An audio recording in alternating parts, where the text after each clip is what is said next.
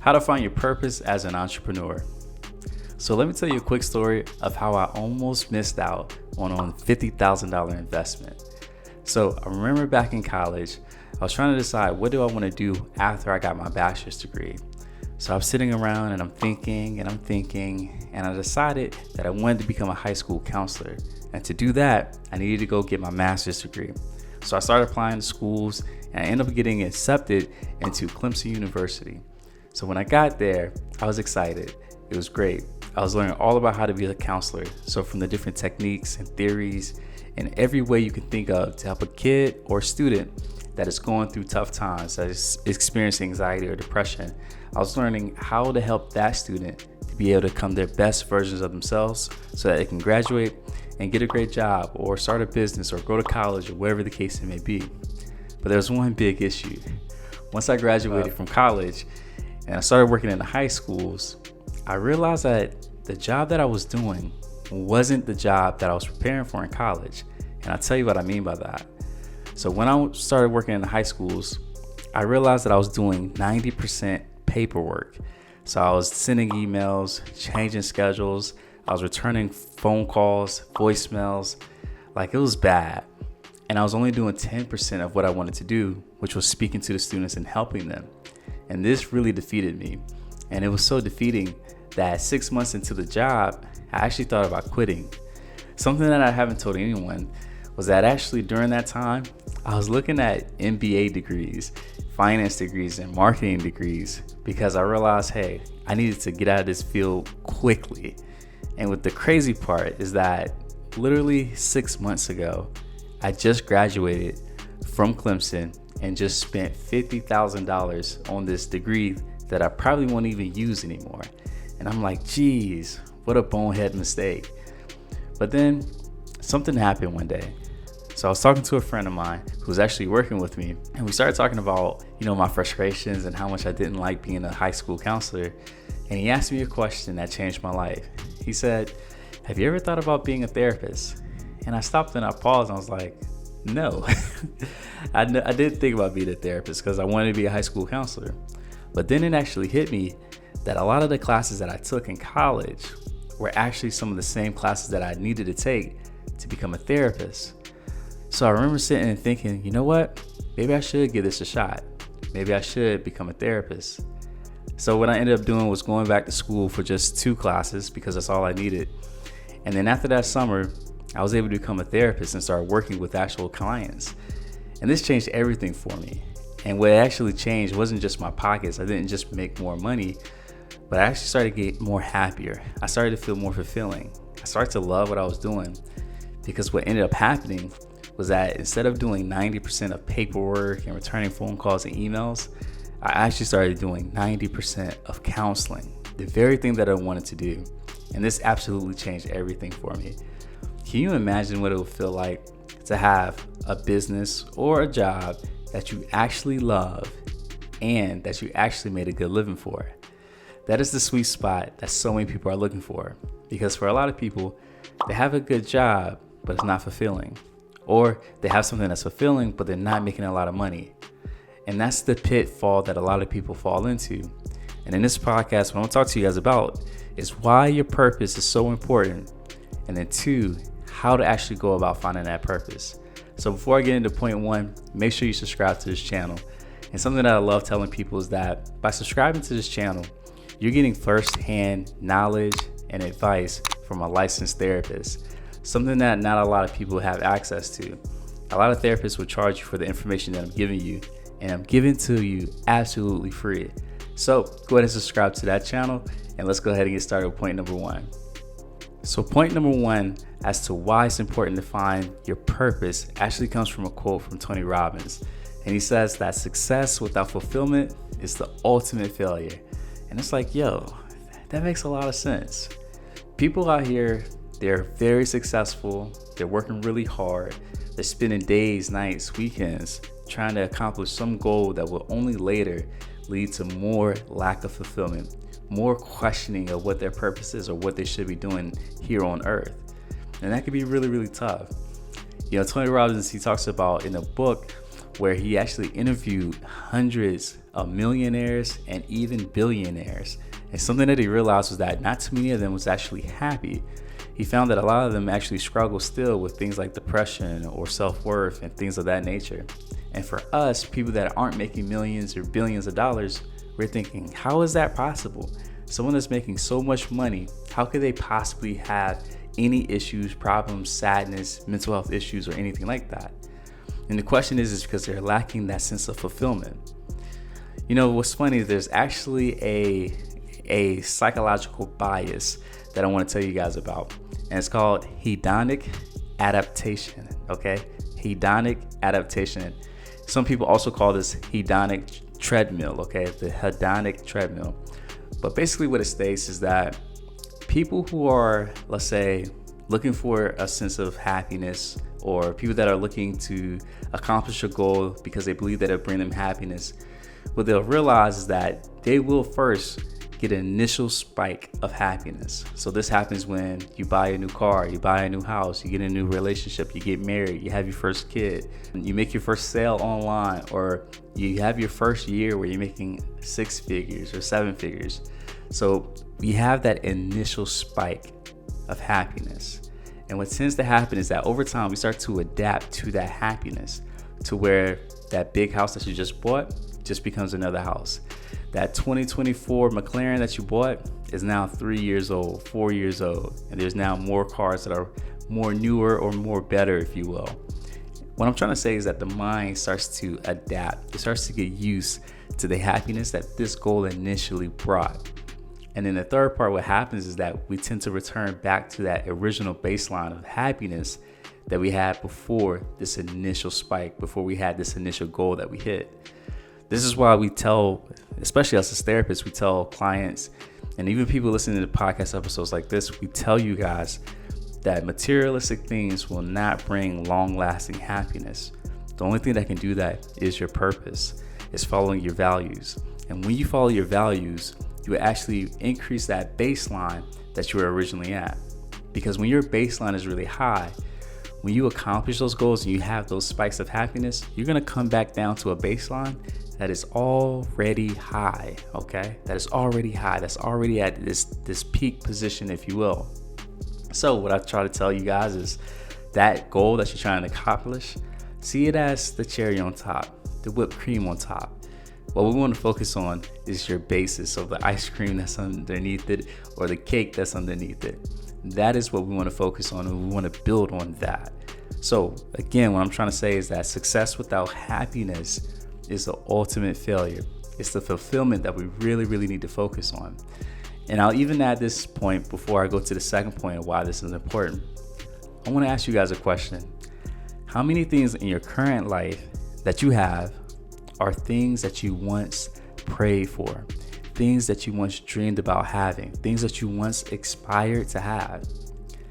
Now, here's the thing. I asked that question because for a lot of people, they prayed to be married. They prayed to have a degree or to have a nice job or to drive this nice car. And once they have it, as I said before, they have the happiness, but that happiness starts to dwindle over the course of time. And what we start to realize is that I'm still empty. There's still something missing. And I want you guys to see that right now, there's a lot of things that you have in your life that you've asked for and you have it.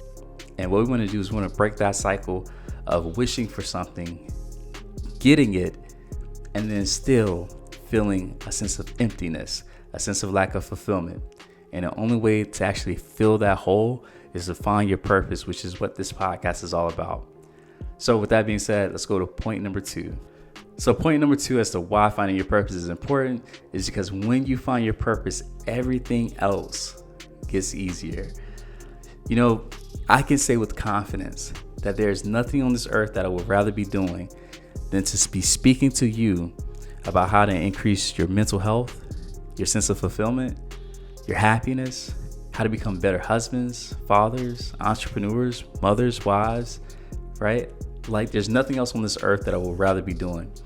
And if by some chance they were to ban being a therapist all throughout the world, I'd probably be one of those guys in a cave somewhere, helping people to still become better husbands, fathers, wives, daughters, all that stuff that I just mentioned. What I'm trying to say is that this is what I've been put on this earth to do.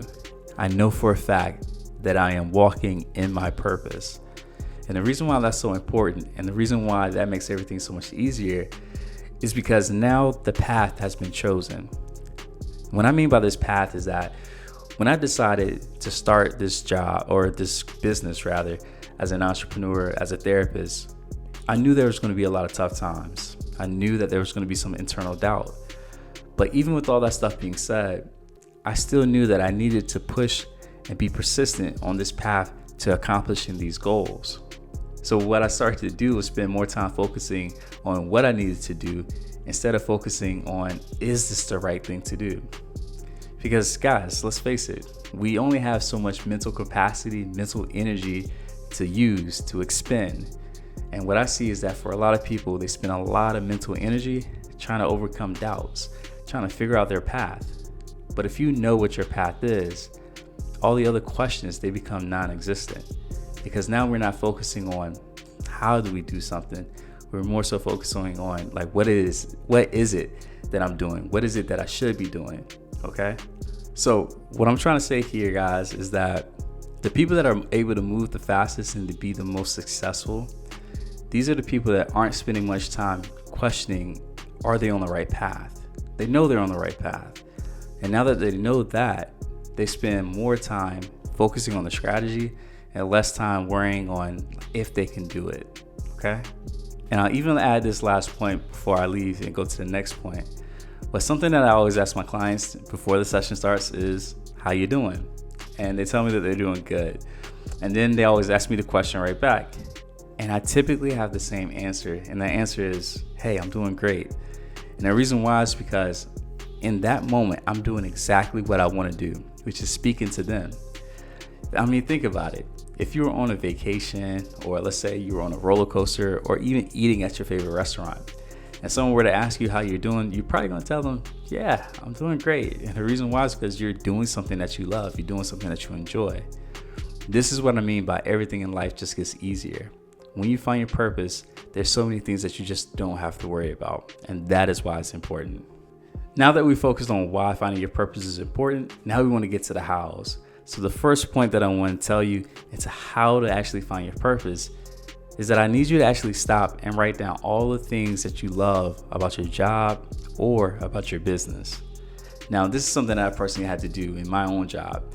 There's things that I love doing, such as going into the classrooms and speaking to the kids about college, or how to be confident, how to overcome life problems, right? So if at home things weren't really going well, or your parents were going through a divorce, or let's say financially, they didn't have a good, let's say, foundation, if you will.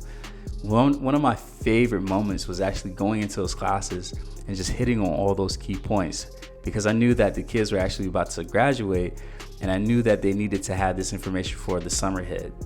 So what I realized from that is that speaking to people is something that I love doing. And what I actually hated doing was being all in the paperwork, or all in the weeds, as we typically say.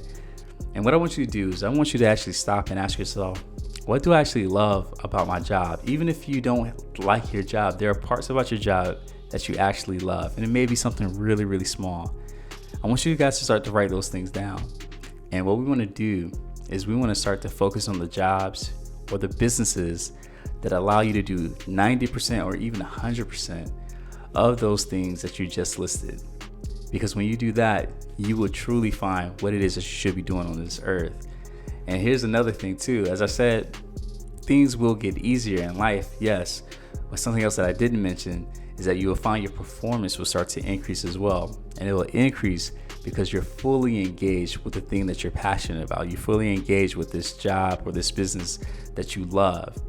When I worked as a high school counselor, guys, believe me when I said, I showed up and I did my work, but as soon as it was time to leave, I was out of there.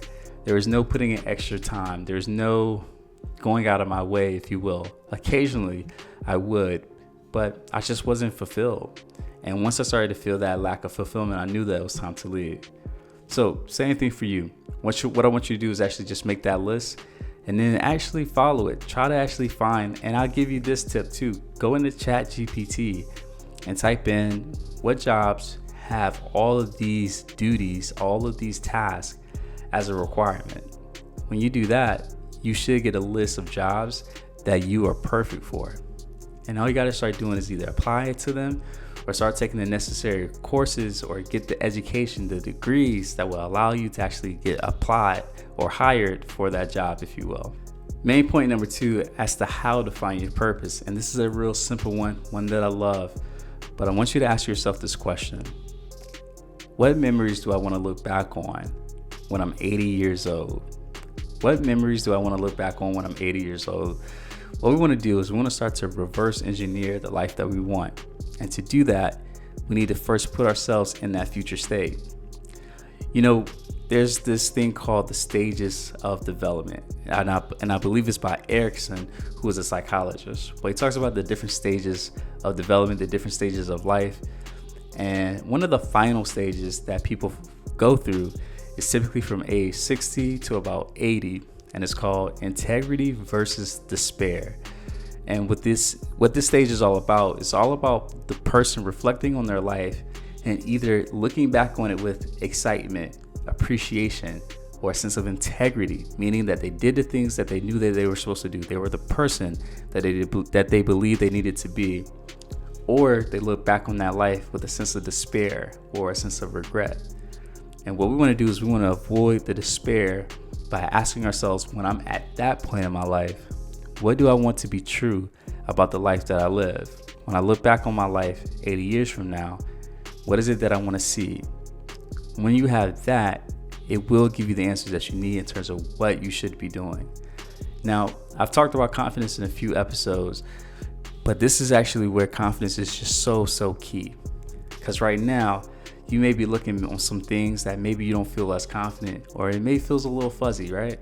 And I'll tell you, the person you're going to be 10 years from now, 20 years from now, 30 years from now, they will be the person that is actually good enough to accomplish these goals. So what I want you to do is actually dream big. I want you to dream so big that it actually scares you. Because who you are today, yeah, it may scare you, but who you will become will look at that goal and they will actually laugh at it. That's where I want you guys to put yourself. So think back 80 years from now, or when you're 80 years old, when I look back on my life, who do I want to be? What goals do I want to look back and say that I've accomplished? What memories do I want to be true that I want to possess in my life? All right, the next point of how to find your purpose comes from a simple question. And I remember when I was asked it, it touched me. It really lit me up. But the question is if you walked into a room of 1,000 people, what would you say you're the best in, right? If you walked into a random room of 1,000 people you didn't know, what would you feel confident in saying that you're the best at, right? Meaning that you're better than 999 of the other people that's in that room. What would you say? For me, I would say that it's my ability to build rapport with people. I feel like that's something that I'm really great at. And as a result, naturally, I'm a therapist, something that requires a lot of rapport building. The question for you is the same, and I want you to try to really come up with an answer, because that answer will again show you what skills you have, but also what job or business, and I'll even say this, what your superpower is. These are the things that's going to be crucial in finding out what that purpose is. And I can even ask you, are you acting on that purpose today? So for me, like I said, it's my ability to build rapport. For you, maybe it's your ability to lead or stay focused. Whatever the case it may be, I would ask, are you doing that today? How can you incorporate that skill in your job, your business? I can even say within your personal relationships. How can you show that? This would be you walking into that purpose. So I really want you to actually sit and think about that. Don't be mad or sad if you don't come up with the answer instantly, or if it takes you a little while. Like, really take a moment to think about what is it that you feel that you're the best at. If you walked into a room of 1,000 people, what do you feel that you're the best at in any given room that you walk in? And then the last point of how to find your purpose, and this is an absolute great one, and it's going to actually touch you a little bit here. But this last one, and it comes in the form of a question: what problems in the world gets you absolutely upset? Now you may be asking, like, what does that have to do with my purpose? Well, here's the thing.